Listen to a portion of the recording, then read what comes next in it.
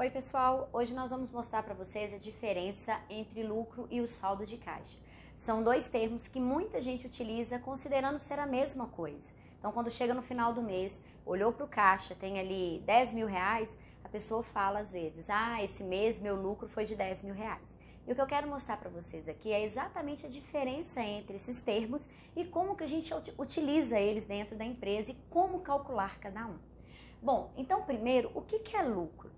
Lucro é o resultado gerado pela minha operação.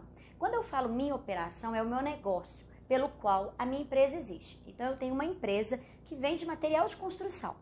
Então, qual que é o resultado que é gerado pela minha venda de material de construção? Afinal, esse é o meu negócio. Então, nós vamos pegar um exemplo aqui, que é no mês de março, por exemplo. E eu quero avaliar o resultado do meu negócio. O resultado? Lucro operacional, o lucro gerado pela minha operação. E eu faturei no mês de março 20 mil reais, faturamento, notas fiscais emitidas. Então, na hora que eu totalizo o valor das minhas notas fiscais, eu tenho ali 20 mil reais. Quando eu tiro a parte de impostos, o que eu preciso pagar, eu tenho 2 mil reais. E quando eu tiro a parte de custos, ou seja, qual que é o custo referente a esse material vendido. Então, o que eu vendi aqui de material de construção, eu preciso tirar o custo, que é o que eu paguei para o fornecedor, do qual eu compro, o que eu paguei às vezes de comissão para a minha equipe de vendas, o que eu paguei de frete, né, para a entrega dessa mercadoria. Então, eu posso ainda ter material de construção no meu estoque, mas o que entra aqui é somente o custo referente àquele material que foi vendido. Então, nesse caso, 7 mil reais. Então, totalizo uma margem de 11 mil.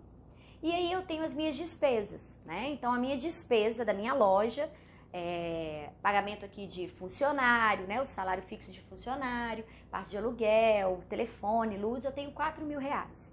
Então a gente fecha num lucro de 7 mil reais. Então no meu mês de março, o lucro da minha empresa foi de 7 mil reais. Agora nós vamos entender como que isso aqui reflete no meu caixa. Então, nós vamos fazer a mesma coisa. Eu estou no meu mês de março e eu vou avaliar o caixa gerado no mês de março. Então, o que é o caixa, gente? O caixa é toda aquela movimentação financeira.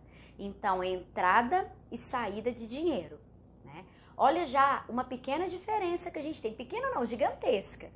Quando o tempo inteiro que eu falei para vocês do que eu vendi, do que gerou de despesa, de custo aqui, hora nenhuma eu falei se eu paguei, hora nenhuma eu falei se o cliente me pagou, né? Aqui emissão de notas fiscais, das notas fiscais, impostos, custos de despesas que eu tive dentro do mês. Agora, quando a gente vai para o caixa, a gente está falando exatamente de movimentação financeira, o que entrou e o que saiu. Então, quando eu pego o mês de março, eu vou começar com o meu caixa zerado. Então, eu vou começar com ele aqui, ó, zero. Meu caixa tá com zero, né? E a gente vai entender o que aconteceu no mês de março. Entradas. O que entrou de dinheiro no meu caixa? Quando eu olho para o meu faturamento de março, eu vendi 20 mil reais.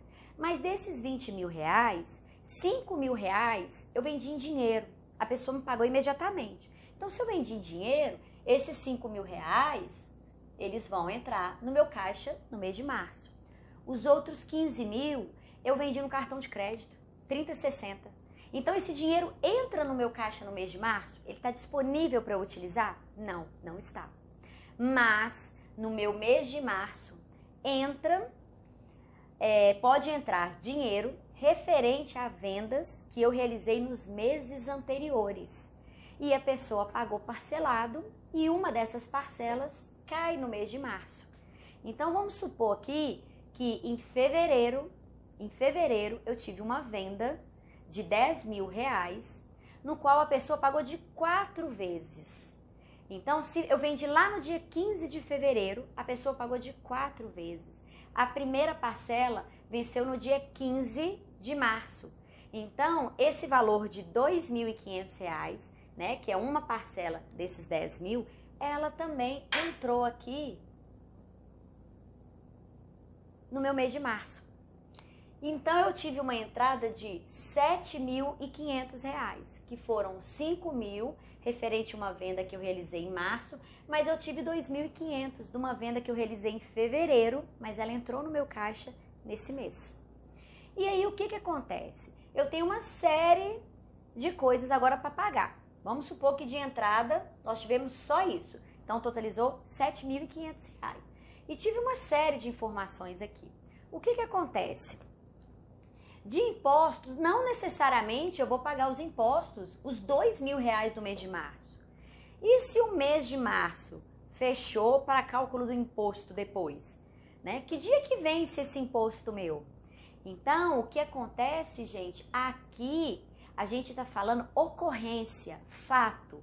O que é um fato gerador, isso aqui é um fato gerador, né, de uma movimentação financeira. Ele vai gerar uma movimentação financeira, mas não necessariamente vai ser dentro do mês em que ele ocorreu.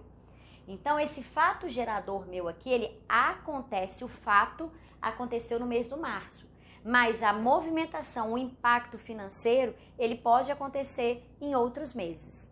Então, eu posso muito bem no mês de março aqui, o que eu paguei de imposto não necessariamente foram os 2.000.